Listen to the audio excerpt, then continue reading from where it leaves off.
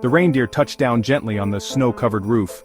Another Christmas Eve successfully navigated, another billion stockings stuffed. Santa Claus, jolly and exhausted, wiped the sweat from his brow, even in the Arctic chill. He hefted the sack of undelivered presents, the last of the night, ready for a well-deserved rest. A faint beeping sound emerged from his thick red coat. Mrs. Claus.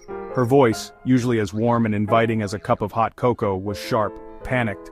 Something was wrong, terribly wrong. Get back to the North Pole, Nick, now! It's the elves! They've...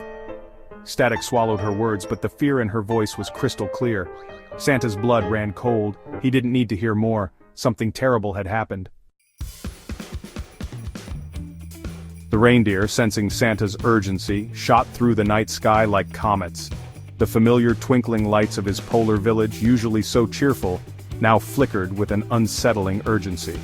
As the sleigh skidded to a halt, heavily armed figures swarmed out from the shadows, their faces obscured by balaclavas. Terrorists. Santa was pushed roughly against the sleigh, his sack tumbling into the snow. The crisp Arctic air filled with the metallic scent of guns and the harsh guttural commands of the intruders. They had taken over his village, his home, his elves. Rage, cold and sharp as a glacier, coursed through him. "Where are they?" Santa roared, his voice booming, his eyes scanning the armed men. "What have you done with my elves?" One of the terrorists, taller than the others, stepped forward, a cruel smile playing on his lips. He spoke in broken English, his voice dripping with malice. "Your little helpers are safe, for now, but you, Santa, you have something we want." They shoved him towards his workshop, the heart of Christmas magic, now desecrated by their presence. Inside, hundreds of elves huddled together, fear etched on their usually joyful faces. Santa's heart ached at the sight. These were his children, the lifeblood of Christmas. The terrorist leader shoved a piece of paper into Santa's hands. It was a list of demands, weapons, money, a guarantee of safe passage. But the final demand made Santa's blood turn to ice. They wanted him to denounce Christmas, to tell the world that it was a lie.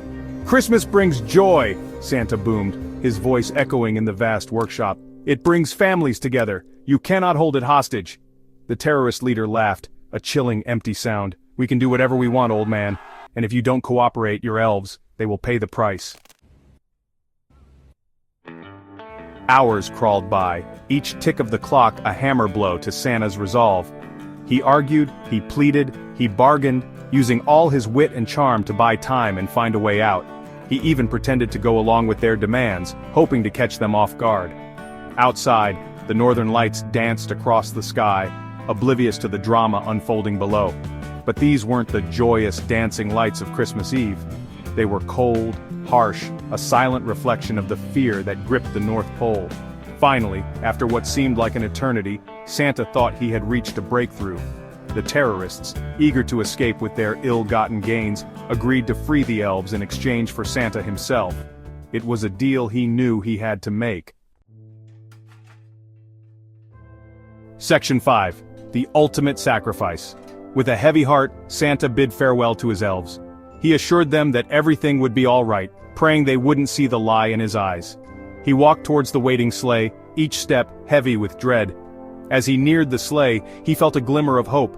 A group of reindeer, unnoticed in the chaos, were positioned strategically around the perimeter.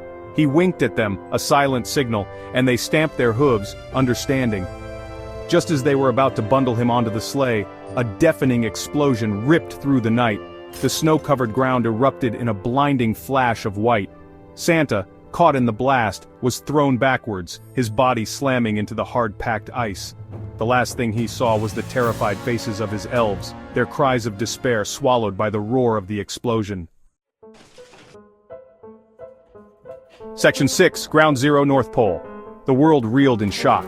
Images of the devastated North Pole, the charred remnants of Santa's workshop, flashed across television screens worldwide. The joy and innocence of Christmas were gone, replaced by the chilling specter of terrorism. The world mourned. Children cried. Their belief in the magic of Christmas shattered. Adults struggled to comprehend the senseless act of violence that had taken the life of a figure so universally loved. But amidst the grief and outrage, a chilling truth began to emerge. This was not just a random act of violence. This was a carefully planned attack, the opening salvo in a war against the very soul of the free world.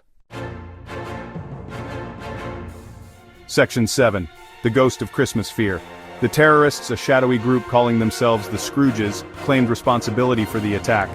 In a chilling manifesto, they declared war on Christmas, calling it a symbol of Western decadence and a distraction from the true meaning of life. But their true motives ran deeper. Intelligence reports revealed that the Scrooges were a well-funded, highly organized network with ties to extremist groups around the world.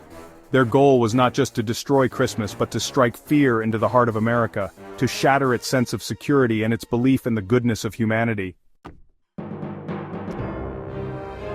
Section 8. A World on the Brink. The world held its breath. The attack on the North Pole had awakened a sleeping giant. Governments scrambled to respond, pouring resources into counter-terrorism efforts.